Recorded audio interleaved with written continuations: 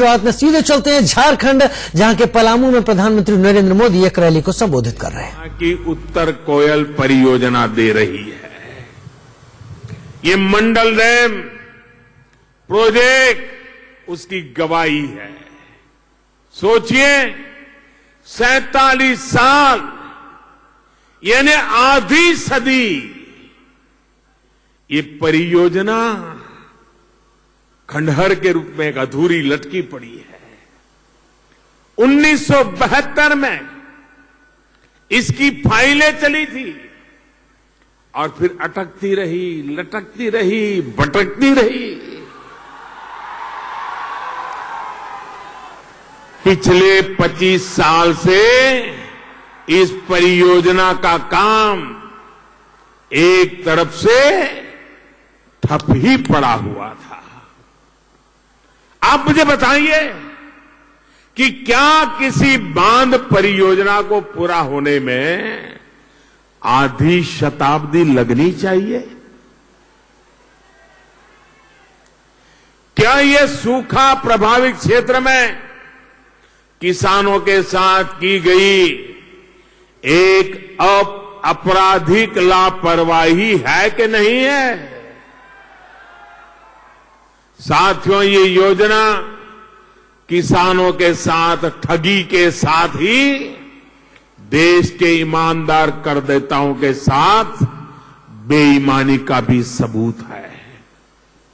जिस परियोजना को 30 करोड़ रुपए सिर्फ 30 करोड़ रुपए में पूरा होना था, वो अब करीब 2004 यानी करीब 80 गुना ज्यादा कीमत अब देश के करदाताओं को इस पूरी योजना के लिए चुकानी होगी। आप मुझे बताइए, जिन्होंने ऐसा किया है वो समाज के गुनहगार है कि नहीं है? वो किसानों के गुनहगार है कि नहीं है? वे आपके गुनहगार है कि नहीं है? वो बिहार के गुनहगार है कि नहीं है? वो झारखंड के गुनहगार है कि नहीं है? ऐसे गुनहगारों को सजा मिलनी चाहिए कि नहीं मिलनी चाहिए? ऐसे गुनहगारों के खिलाफ मोदी को लड़ना चाहिए कि नहीं लड़ना चाहिए? एक चौकीदार ने काम करना चाहिए कि नहीं करना चाहिए? आजादी के बाद इतने सालों तक देश कैसे चला है?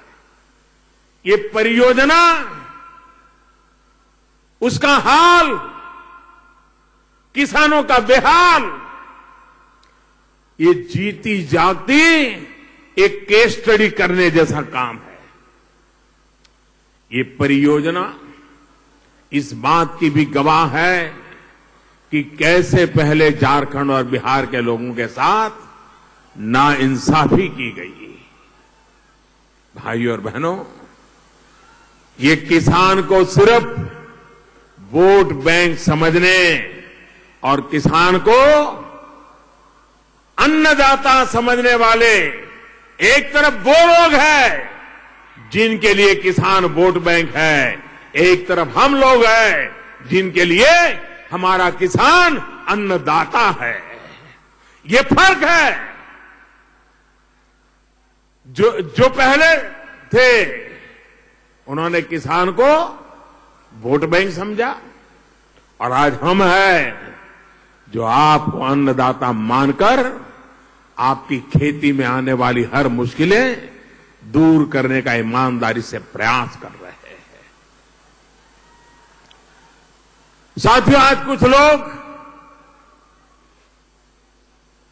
इस अवसर को इस रूप में देखेंगे कि आज इतने सालों से लटका हुआ एक काम आगे बढ़ रहा है। ये बात इतनी छोटी नहीं है। आप विचार कीजिए, जब संयुक्त बिहार था, झारखंड नहीं बना था, एक ही सरकार पटना में बैठती थी। अगर थोड़ी सी संवेदनशीलता किसानों के प्रति होती, यहां के लोगों की मुसीबत का थोड़ा सा भी ज्ञान होता तो एक संयुक्त सरकार रहते हुए ये काम इतने दिनों तक लटका नहीं होता और 30 करोड़ का 2400 करोड़ तक मामला नहीं पहुंचता। दूसरी बात, आज हिंदुस्तान में पानी को लेकर के अड़ोस पड़ोस के राज्यों के बीच ऐसी लड़ाई चल रही है, सुप्रीम कोर्ट में मामले पड़े हुए हैं, पानी बह रहा है, समंदर में जा रहा है, लेकिन अपने राजनीतिक कारणों से लड़ाइयां लड़ी जा रही है। आज की यह घटना विशेष रूप से देश को नोटिस करनी होगी। मैं बिहार के मुख्यमंत्री मेरे मित्र नीतीश कुमार जी को बधाई देता हूं। मैं झारखंड के मेरे साथी मुख्यमंत्री रघुवर दास जी को बधाई देता हूं कि दोनों सरकारों ने मिलकर के दोनों राज्यों से जुड़ा हुआ इस प्रोजेक्ट को उन्होंने संपन्न करने की दिशा में समझदारी पूर्वक कदम उठाए। मैं बिहार से आए हुए हमारे सांसदों का अभिनंदन करता हूं। मैं झारखंड के मेरे सांसदों का अभिनंदन करता हूं। दोनों राज्यों ने सांसदों ने मिलकर के जब भी मेरे पास आए, झारखंड और बिहार के दोनों दिशा के सांसद साथ में आए और ये समस्या इस राज्य की उस राज्य की नहीं, हमारे देश के किसानों की है, उनको लाभ मिलना चाहिए मिलजुल करके। और मैं इन सभी एमपीज को बधाई देता हूं, इस एक मुद्दे को लेकर के वो कभी चैन से बैठे नहीं है, चैन से सोए नहीं है, आपके लिए ये दिन रात दौड़ते रहे हैं और मुझे भी दौड़ाते रहे। और इसलिए मैं इन सांसदों का आज विशेष रूप से अभिनंदन करता हूं। और इसलिए आज ये डैम बन रहा है, उसके साथ साथ भारत के फेडरलिज्म को एक नई ताकत देने का काम बिहार और झारखंड दोनों सरकारों ने मिलकर के किया है। ये मेरे लिए विशेष गर्व की बात है, आनंद की बात है और देश के अन्य राज्यों के लिए भी इसमें से बहुत कुछ सीखने का है। और इसलिए मैं विशेष रूप से सांसदों को, दोनों सरकारों को, दोनों मुख्यमंत्रियों को हृदयपूर्वक बहुत बहुत बधाई देता हूं। साथियों, आज कुछ लोग देश के किसानों को कर्ज माफी के नाम पर बहला रहे हैं, किसानों से झूठ बोल रहे हैं। मुझे पता है कि उन्होंने कभी उत्तर कोयल परियोजना का नाम तक नहीं सुना होगा। उनको तो ये भी पता नहीं चलेगा ये कोयल पंखी का नाम है कि डैम का नाम है कि नदी का नाम है, कुछ पता नहीं होगा। जब उनकी सरकार केंद्र में थी तो ऐसे लोगों ने कभी परवाह ही नहीं की कि देश में जो सिंचाई परियोजनाएं बरसों से अटकी हैं, अधूरी हैं, उन्हें पूरा किया जाए। आप मुझे बताइए, ये करीब करीब आधी शताब्दी से लटका हुआ प्रोजेक्ट ये समय पर पूरा हुआ होता तो इस क्षेत्र का किसान कभी कर्जदार बना होता क्या? बना होता क्या? उसको कर्ज लेना पड़ता क्या? वो कर्ज में डूबता क्या? उसको पहले आपने कर्ज करने के लिए मजबूर कर दिया, उसका जीना बिना कर्ज असंभव कर दिया और अब राजनीति करने के लिए निकल पड़े हैं। अच्छा होता अगर किसानों के थोड़ी सी भी संवेदना होती, ऐसे सारे काम पूरे कर दिए होते तो मेरा किसान कभी कर्ज के बोझ में डूबा नहीं होता।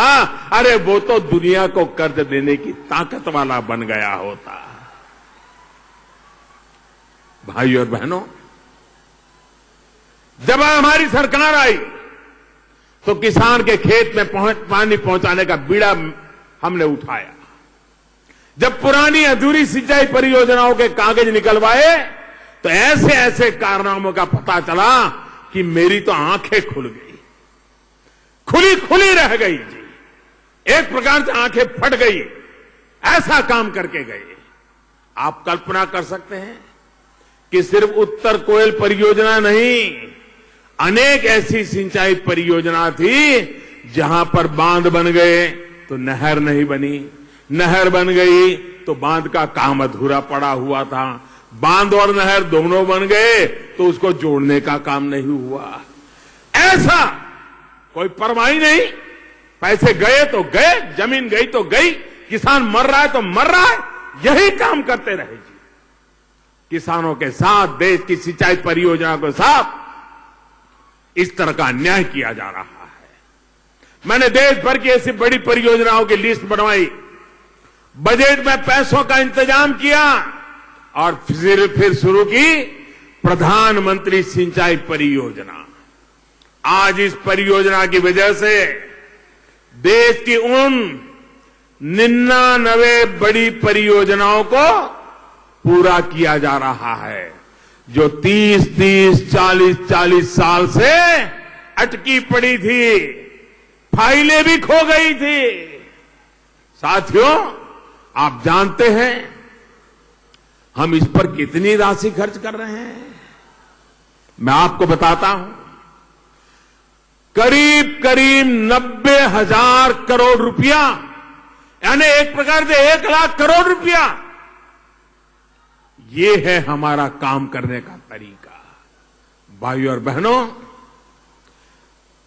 अगर मुझे राजनीति करनी होती, अगर मुझे किसानों को वोट बैंक का हिस्सा ही बना के रखना होता तो मेरे लिए तो बहुत सरल था। ये 1 लाख करोड़ रुपए की इतनी सारी योजनाओं के पीछे मेहनत करने की क्या जरूरत थी? दिन रात पूछताछ करने की क्या जरूरत थी? बाबुओं को दौड़ाने की क्या जरूरत थी? सीधा साधा 1 लाख करोड़ रुपया किसानों को कर्ज माफी कर करके बस बांट देता। लेकिन मैंने किसानों को गुमराह करने वाला रास्ता नहीं चुना, पाप नहीं किया। कर्ज माफी तो एक पीढ़ी की हो जाती, 1 साल की हो जाती, लेकिन 1 लाख करोड़ से जो पानी आएगा वो आने वाली सदियों तक लोगों का भला करेगा। किसान की 5-5, 25-25 पीढ़ी का भला करेगा। वो कभी कर्जदार न बने, ये ताकत उसको मिलने का काम हमने किया। हमने वो वोट बैंक की राजनीति नहीं की, हमने मेरे किसान को मजबूत करने का काम किया है। और इसलिए भाइयों बहनों, ये चुनाव जीतने के खेल जो चल रहे हैं, उसी खेल का परिणाम है कि उन्होंने किसान को कर्जदार बना के रखा है। उन्होंने नौजवान को याचक बना के रखा हुआ है। उन्होंने माता बहनों को असुरक्षित बना करके रखा हुआ है। उन्होंने सारी चीजें लोग सरकार के भरोसे जिए, ऐसी व्यवस्था बना करके रखी है। उस व्यवस्था को बदलने के लिए मैं कोशिश कर रहा हूं। देश सरकार से नहीं, देश देशवासियों से चलना चाहिए। देश हम लोगों से नहीं, आपके लिए होना चाहिए। आपकी ताकत के भरोसे चलना चाहिए। इस इरादे से हम काम कर रहे हैं। भाइयों बहनों, सरकार के निरंतर प्रयास का वजह से आज अनेक योजनाएं पूरी हो चुकी है। और मैं ज्यादातर देख रहा हूं, बहुत से प्रोजेक्ट आखिरी चरण में पहुंच गए हैं। और आखिरी चरण में है इसी बात को लेकर के, ये पहले की सरकारों जो किसानों को वोट बैंक समझने वाले हों और हमारी सरकार किसानों को अन्नदाता समझती है, इसका सीधा सीधा फर्क है। आपको ये फर्क ये टीवी के एयर कंडीशन रूम में बैठे हुए लोगों से कभी पता नहीं चलेगा, अखबार की सुर्खियों में नहीं पता चलेगा। और इसलिए भाइयों बहनों, देश के उज्जवल भविष्य के लिए किसान को ताकतवर बनाना, इस राज पर चलना है। और हमने सिर्फ और सिर्फ अपने कर्म और अपने कर्तव्य किसानों की सेवा करना, देश की सेवा करना, ये हमारा धर्म मान करके काम कर रहे हैं। साथियों, हमारी सरकार खेती और किसान को सशक्त करने के लिए एक नई सोच के साथ आगे बढ़ रही है। हमारा प्रयास बीज से बाजार तक नई व्यवस्थाएं खड़ी करके किसान को मजबूत करने का है। भाई और बहनों, देश की तमाम सरकारों ने आजादी के बाद से ही अपनी समझ और क्षमताओं के हिसाब से काम किया। किसी ने नाम पर ध्यान दिया तो किसी ने काम पर ध्यान दिया। आज यहां प्रधानमंत्री आवास योजना के तहत 25,000 लोगों को नए घर मिले हैं। और इसलिए मैं आपको एक उदाहरण इस योजना का भी देना चाहता हूं। साथियों, 4.5 वर्ष पहले जब भारतीय जनता पार्टी की सरकार को आप सभी ने अवसर दिया था, तो हमने देश के गरीबों से, बेघरों से एक वायदा किया था। वायदा ये कि 2022 तक देश का गांव हो या शहर हो, हर देशवासी के सिर पर पक्की छत देने का प्रयास किया जाएगा। इस कोशिश में हमारी सरकार ने प्रधानमंत्री आवास योजना शुरू की। शहरों के लिए अलग, गांवों के लिए अलग। जब हमने इस योजना को शुरू किया तो फिर ये सवाल उठाया गया कि ऐसी योजना तो पहले भी, आप अलग क्या करेंगे, कैसे करेंगे? आप तो सिर्फ नाम बदल रहे हैं। शायद वो नाम बदलने से तिलमिलाए हुए हैं, लेकिन इस योजना में असली बदलाव क्या हुआ, कैसे हुआ, उसका प्रभाव क्या रहा, ये आज मैं आपके माध्यम से झारखंड की इस पवित्र धरती से देश के हर गरीब तक पहुंचाना चाहता हूं। भाई और बहनों, हमारे देश में गरीबों को घर देने के लिए योजना पहले भी चलती थी, लेकिन वो किसी परिवार के नाम से योजना चलती थी, उसमें घर की चिंता कम होती थी, परिवार का नाम बनाए रखने की चिंता होती थी। हमने आकर के बदलाव किया। हमने नरेंद्र मोदी आवास योजना नहीं बनाई, हमने नमो आवास योजना नहीं बनाई, हमने रघुवर दास आवास योजना नहीं बनाई।